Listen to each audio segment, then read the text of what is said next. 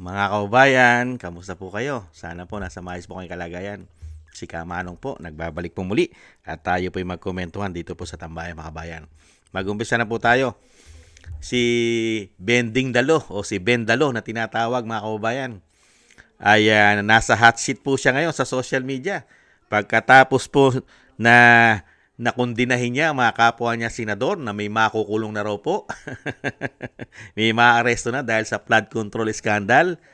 Bigla pong naglabasan sa social media mga kababayan na si Bending Dalo at si Ben Dalo na tinatawag di umano ay kasama rin pala siya di umano. At may mga video at larawan pa na kasama niya ang mga contractors at mga politiko na sangkot po sa maanumalyang korupsyon di umano at nagbibigay pa sa kanya ng pondo. At syempre, kasama rin po natin komentuhan yung mga tinatawag niya po mga bobo at mga mahihinang mga politiko sa Senado. Pero siya po ang kasama niya ngayon. Kasama niya po ngayon. Yung sinasabi niya pong bobo, mahinang politiko at pinagbibintangan niya pang itong korap. Pero yun ang kasama niya. Mag-umpisa na po tayo mga kababayan. Ito po.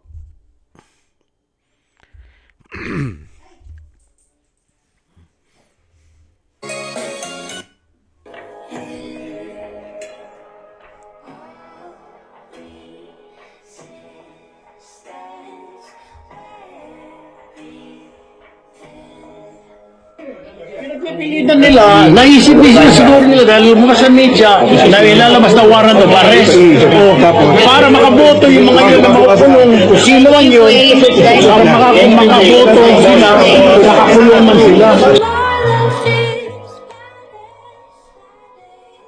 120 million pesos ang natanggap na donation ni Erwin Tulfo para sa kanyang 2025 senatorial campaign. Napag-alaman ng Billionario News Channel na ang mga donor konektado sa kontrobersyal na Yap Brothers. Narito. Nakita niyo mga kababayan kung sino-sino po ang kasama, pati donors, kung sino-sino nagdo-donate sa kanya at kanino siya nakadikit mga kababayan. Napakaraming kong contractors ito. Parang kasama pa yung mag-asawang Diskaya. Mambihira ka, Ben Dalo. Pambihira kung kundinahin mo yung mga kapwa mo senador na may makukulong na. Parang ikaw ay exempted ka. Ito pa po mga kababayan, kung paano niya batikusin ang mahihinang politiko na hindi raw po dapat maglingkod sa Senado. Ayon sa kanya, mga kababayan, pakinggan po natin ito at panuorin.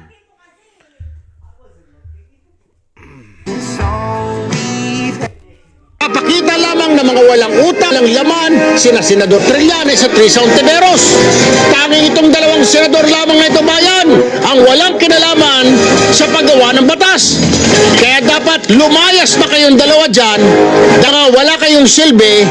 Ang alam nyo lang gawin, mira ng tumira at maging source ng fake news. Mga demonyo kayo. Kaya sa susunod na halalan, yung may mga utak at mga matatalinong mga mambabatas para hindi matulad dito sa dalawang itong mga ugok na walang kinalaman. Paulit-ulit nang sinasabi na ito ang batas. Pero itong dalawang ito, pinagpipilitan yung kanilang opinyon ng ipis nung ikaw ay board of director ng PhilHealth. Umabot sa 1,760,000 na mga bonus at allowance ang pinamudmud ninyo sa mga sarili ninyo dyan sa PhilHealth bilang mga opisyal. Ipaliwanag mo nga, may approval ba ng palasyo yon na bigyan nyo ng mga bonus yung mga pagmumukha ninyo? 1,760,000? Sige nga, Senador Ontiveros, sagutin mo nga, ma'am. Bakit mananahimik ka? Magaling ka lang magpuna-puna ng mga isoli nyo yung pondo 60 million. Ikaw ngayon tanungin ko, nasaan na yung 1,760 million na pinamudmud ninyo sa mga sarili ninyo bilang opisyal ng PhilHealth noong 2015? Nasaan na? Ipinapasoli na sa inyo ng COA, subalit hindi pa ninyo sinusuli. Wala namang kinalaman itong dalawa na ito. Hindi ito miyembro ng Blue Ribbon. Hindi sila miyembro. Kala, mga asungot yung mga demonyo. Papakita lamang. Nakita niyo mga kababayan? Sino po ngayon ang kasama ni Bendalo sa Senado? Yung pong mga bobo raw, mga asungot, mga magnanakaw. Yun ang kasama niya ngayon. Lalo-lalo na si Risa Hontiveros. At ngayon ba'y kinukundina niya pa si Risa Hontiveros? Lalo-lalo daw sa pagnanakaw sa pera ng bayan, sa PhilHealth, na 1 bilyon mahigit na pinamunbod para maging bonus? Kinu-question pa ba niya ngayon yan? Lalo-lalo si Trillanes, kinu-question niya pa ba? Ang kagaguhan at kawalangyaan ni Trillanes? Sige nga, di ba magkakasama na yata sila ngayon? E di, kung kasama mo na sila ngayon, dahil kasama mo na mga magnanakaw at mga bobo na hindi bagay sa Senado, kasama mo na sila ngayon, di ibig sabihin, di umano, magnanakaw ka na rin. Dahil mga magnanakaw kasama mo di umano At ang sinamahan mo, yung sinasabi mong hindi bagay sa Senado, sinamahan mo. Di ibig sabihin, isa ka rin doon na walang alam sa batas. Hindi kaya? Hindi nyo ba napansin? Yung mga pinagsasabi ni Erwin Tulfo nung hindi pa siya senador, napakatindi, direct to the point. Di ba? Kung pagsabihan niya si Trillanes na tinatawag na pambansang asong ulul, di umano. At tinatawag din daw na sundalong kanin, di umano. Hindi po ba? Grabe, no? Si Risa Hontiveros, kung paano niya bakbakan. Pero nung maging senador siya, nung maging congressman siya, naging senador siya, ang mga kasama niya at napagkikita ng mga kadikit niya ay puro po may involvement. Involved sa korupsyon. Di umano. Grabe, no? Grabe. Kaya nga po mga kababayan, manawagan po tayo. Nananawagan po tayo sa 13th majority senator natin sa panguna po ni Senate President Senator Alan Peter Cayetano. Buksan nyo na po, Senator, Senate President, madaliin nyo na po ang Blue Ribbon Committee. Umpisahan nyo na po sa lalong mabilis para po ito pong napakatinong tao at ayaw na ayaw po na magkaroon ng bobo at tanga sa Senado at ayaw na ayaw po magkaroon ng politikong magnanakaw sa pera ng bayan, ay makita naman po namin na kasama siya sa iniimbestigahan at kasama siya sa pinangalanan ng mga witness katulad ng Diskaya. Dahil kasama sa mga larawan niya ang pamilya Diskaya. At syempre po, ang mga nagdi-deliver na mga Marines, mga soldiers natin, mga ex-Marine. Hindi po ba, Senate President? Kayo na rin mismo nagsabi. Kaya hinaharang ang Senate Blue Ribbon Committee dahil ayaw papasukin ang mga Zoom, mga technology, dahil kayo mismo, Senate President, nagsabi na kasama at mapapangalanan si Mr. Bendalo sa mapapangalanan ng maanumalyang flood control scandal. Hindi po ba, mga kababayan?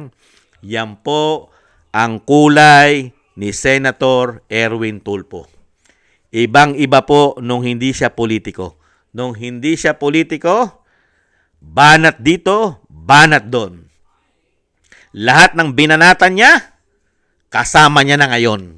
Kaalyado niya pa.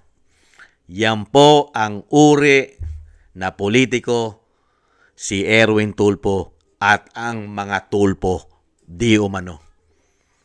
Sanay na sanay kumain ng mga sariling suka. Hindi kaya? Nagtatanong lang. Maraming salamat po mga kabayan. At kalampagin po natin ang Senado. Please lang, Senate President, buksan nyo na po ang Blue Ribbon Committee nang magkaalaman na kung paano po sumagot si Bendalo sa Blue Ribbon Committee. Hindi po ba? Thank you po sa inyo mga kabayan. Ingat-ingat po kayo. At thank you po sa nagusto po natin Tambayang Mga Kabayan sa YouTube at TikTok. At ganoon din po sa ating mga subscribers. Sa mga nagko-comment, like, share, and subscribe. At sa patuloy po nagsusubscribe, shoutout po sa inyo lahat. Mabuhay po kayo. At thank you rin po sa mga nagbibigay po ng tulong at biyaya. Thank you po kay Eric Hershaw from Canada. Baby Roman at Ate Isa ng Cagayan from Cagayan Valley. Kay excuse me po. Kay Jem Aris from United Arab Emirates. Annie Jo. Kay Gayat Shena. Kay Mary Natividad Bleedsden from Netherlands. Kay Tatay Nick from Toronto, Canada. Jesus Valdepena, Rolando Guerrero, Mila Yi, Felipe Shapno from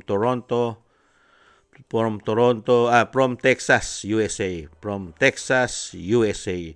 Rolando Timbol from Alberta, Canada. Ma'am LB at Shermani from North Miami, Florida, USA. Melchorita Espinosa from Orlando, Florida, USA. Arthur Estraniero from USA. Randy Crispino from Pasig. Mike Legaspi, Tessie Mantilla from Kuwait. Frank Zamora from California, USA. At Romulo Divinagracia from Bacolod City. Thank you po sa inyo mga kabayan. Thank you po. Shoutout po sa inyo lahat. Ingat-ingat po kayo sa inyo pumapagawa. At God bless po sa inyo lahat.